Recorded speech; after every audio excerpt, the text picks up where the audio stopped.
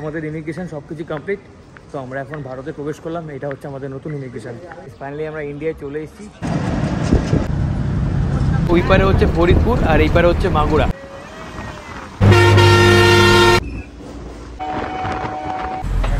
তোর কি হলো?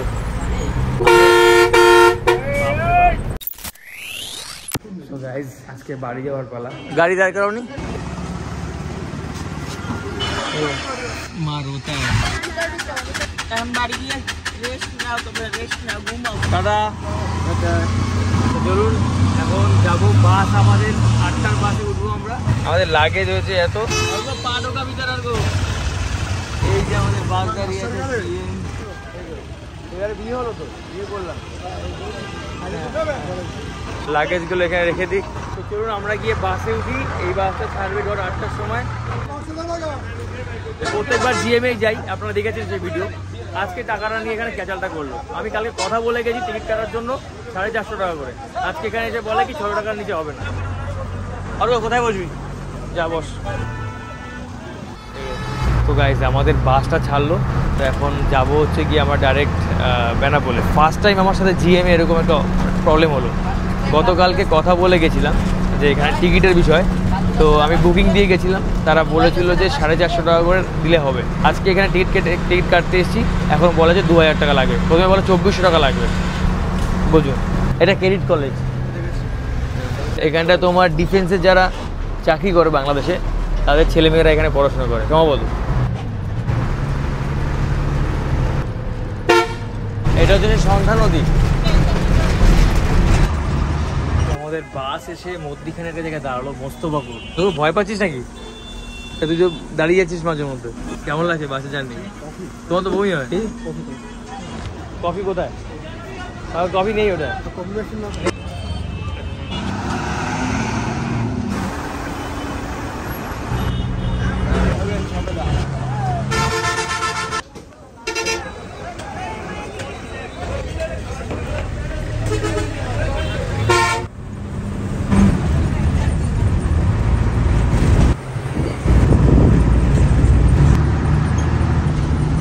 আমরা এইমাত্র ভাঙায় আসলাম।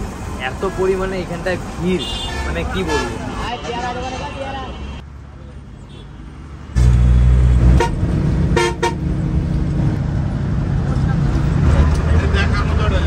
বাসের স্পিড খুবই কম, 52, 53, 54 এরকম। এমনিতে অন্যান্য বাস আরো জোরে চলে। অর্গ, এই দেখ।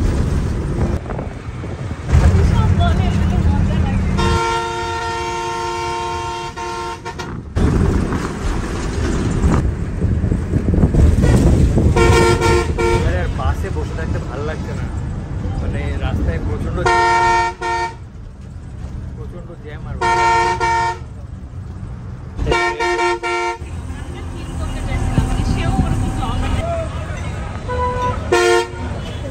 এখানে কোনো বিফের দাম ওই 700 টাকা 800 টাকা। ব্যাপক চাপ।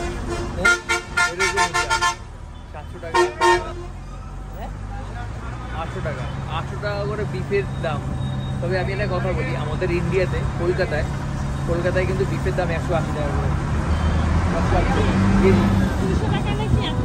হ্যাঁ, নিউ মার্কেট এরিয়াতে। বাট 180 টাকা ভিডিও আমি বানিয়েছি। সেই ভিডিও বানিয়ে কত গালাগালি গেলাম। যাই হোক, তো আমরা এখন কামারখালি বাজারে আসলাম। মধুখালি বাজার। মধু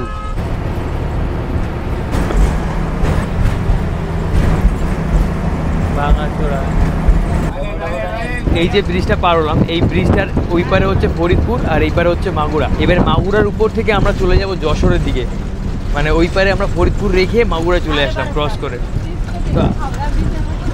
হ্যাঁ, তুমি শেপটা বলতে চাইছো? আচ্ছা, স্টিলের জন্য। আচ্ছা। বাবা, কেমন লাগলো ব্রিজটা? বেশ বড় না? মা তো হেডফোন কানে দিয়ে একেবারে বিন্দাস। অর্গ কই দাদা, তোর কি হলো?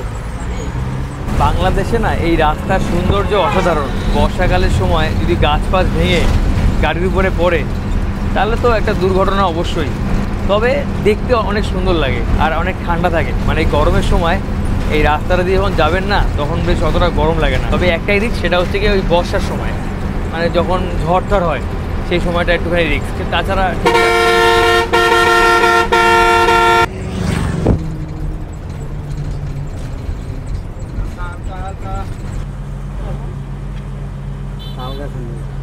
এটা কি ওটা? তাল গাছের নৌকো। ওরে সাবাস, তাল গাছের নৌকো হেবি তো। দেখ ওই তাল গাছের নৌকো, দেখ তাল গাছের নৌকো। তাল গাছের নৌকোয় কি সুন্দর মাছ ধরছে দেখো। ফারাক্কা বাঁধেলা গো, বাবা বলছে ফারাক্কা বাঁধেলা। এটা হচ্ছে মাগুরা। মাগুরার এখানটা আমরা একটু নামলাম। 10 টাকা 10 টাকা। হ্যাঁ, অর্ঘর সাথে এক্ষুনি একটা ঘটনা ঘটেছে। অর্ঘ ওইখানে ওয়াশরুমে গেছিলো, টয়লেটে রানিং বাস, ও ছুটে ছুটে গেছে পাবলিক টয়লেট থেকে। ও তো এবার আমাদের ইন্ডিয়া যেরকম হয়, ওয়াশরুম থেকে আবার চলে এসছে অনেকটা দূর পাবলিক টয়লেটে। সেই লোক দৌড়ে দৌড়ে এসছে। অর্ঘ পাবলিক টয়লেটের লোকটা দৌড়ে দৌড়ে এসছে। হ্যাঁ, ও তাহলে ও না, টয়লেটে গার্ড থাকে ওরা না, এসে বলে 10 টাকা দেয়। এবার আমি, অর্ঘ তো বোঝে না, এবার আমি বলি 10 টাকা কিসের? ওয়াশরুমে যদি টয়লেটে যায়, প্রস্রাব করতে যদি কেউ যায়, সেই ক্ষেত্রে তো 5 টাকা নেয়। হ্যাঁ, বলে না 10 টাকা। ওই 10 টাকা কিসের? বলে যে না 10 টাকা দিতে হবে। ওই লোকটা লাঠি ফাটি নিয়ে, মানে লোকটা লাঠি নিয়ে কতটা এসছে। হ্যাঁ, হাতে লাঠি ছিল, লোকটা খোড়ায়, পা খোড়ায়, তাই একটু মানে এই লাঠি ফাটি নিয়ে এসছে। হ্যান্ডিক্যাপ, লোকটা হ্যান্ডিক্যাপ। হ্যাঁ, ওই ওই মানে ও তো একটুখানি মানে অ্যাবনর্মাল টাইপ। হ্যাঁ হ্যাঁ, ভুল বোঝাবুঝি এটাই। প্রস্রাব করবে তা তো ভুল বোঝাবুঝি, ভাবুন।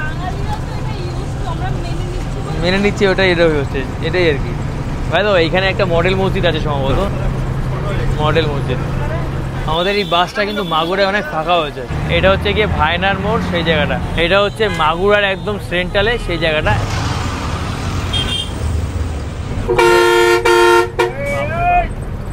আমি এখন যে জায়গা থেকে যাচ্ছি, এই জায়গাটার 2 সাইড দিয়ে একেবারে মানে ধান গাছ, মাঠ, আর সামনে সোজা রাস্তা। আর রাস্তাটা পুরো গাছে মোড়া, অপূর্ব সুন্দর, অনেক সুন্দর।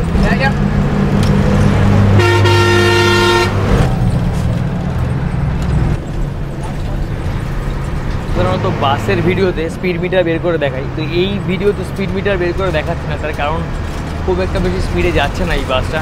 আর তাছাড়া রাস্তায় প্রচণ্ড জ্যাম।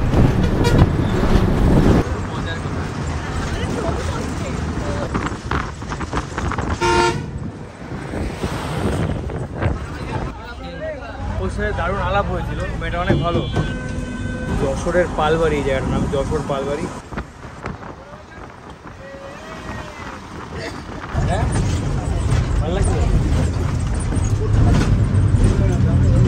মানে যেদিনকে এসেছিলাম বাংলাদেশে, সেদিনকে আমরা কিন্তু ট্রেনে গেছিলাম, বেনাপোল থেকে একদম ট্রেনে উঠে আমরা গেছিলাম কাটাখালি, সেখান থেকে আমরা গেছিলাম। সেই ভিডিও আমি করতে পারিনি, তার কারণ আমি প্রচণ্ড মানে আমার কষ্ট হয়ে গেছিলো, যার কারণে আমি সেই ভিডিও করতে পারিনি।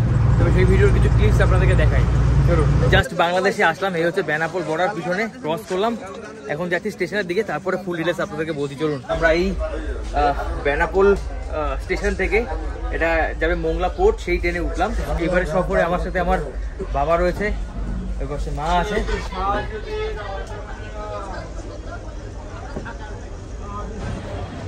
এটা হচ্ছে সেই বেনাপোল স্টেশন, আর এটা হচ্ছে বাংলাদেশের সেই ট্রেন। এখানে ইঞ্জিনের কাজ চলছে, এই কিছু পুরো ট্রেনটা, এই যে ইঞ্জিন ছেড়ে চলে গেল, আবার ইঞ্জিন লাগাবে। এটা একটা ইন্টারসিটি দাঁড়িয়ে আছে পাশে। বাংলাদেশের ট্রেনে এর আগেও আমি উঠেছি, তবে এইটা আরেকটা নতুন অভিজ্ঞতা।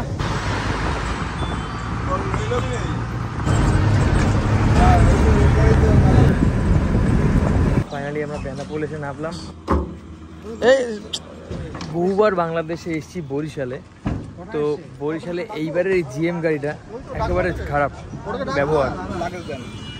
এখান থেকে 100 টাকা আবার ভাড়া। চলুন যাই, একটা তুলি করে বেনাপোল। আমরা বেনাপোলে চলে এসেছি। এখন এখান থেকে ট্রাভেল ট্যাক্সটা কাটতে হবে। ট্রাভেল ট্যাক্সটা একটু কমাতে পারতো, মোহাম্মদ ইউনূস এসে নাকি সব কিছু দাম কমিয়েছে, ট্রাভেল ট্যাক্সটার দাম তো কমাতে পারতো। ট্রাভেল ট্যাক্স তো এরকম না যে শুধু ভারতীয়রা দেয়, বাংলাদেশিরাও তো দেয়।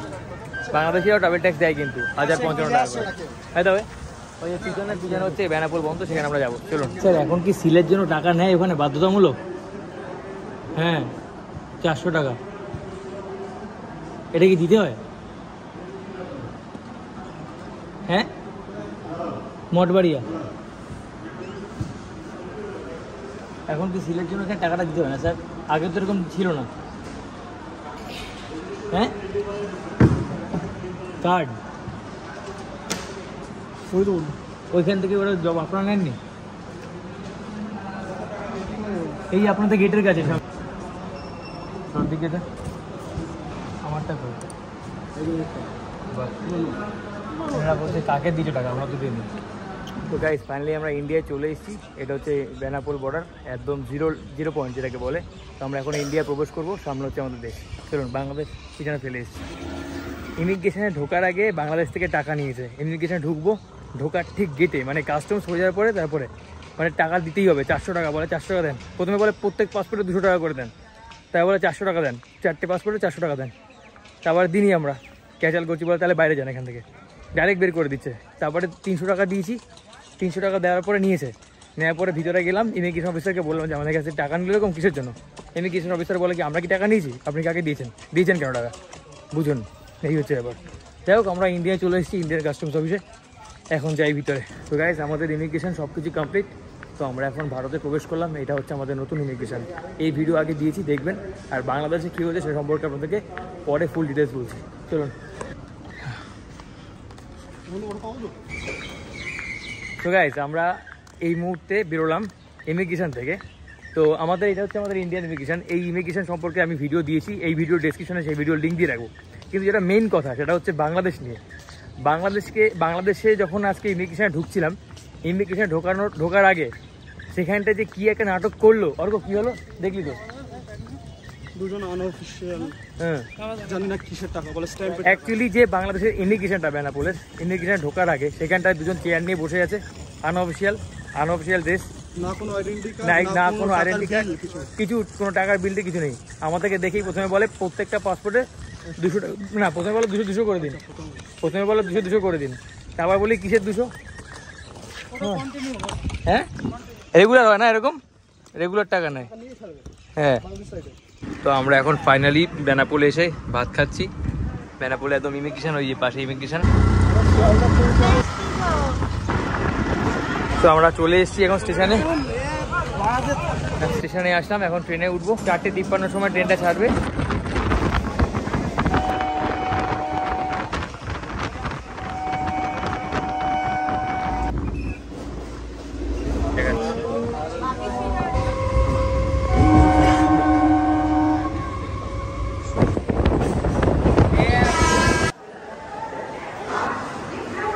এখন ট্রেন দেয়নি তো, আজকে সানডে, সেই জন্য ছুটি।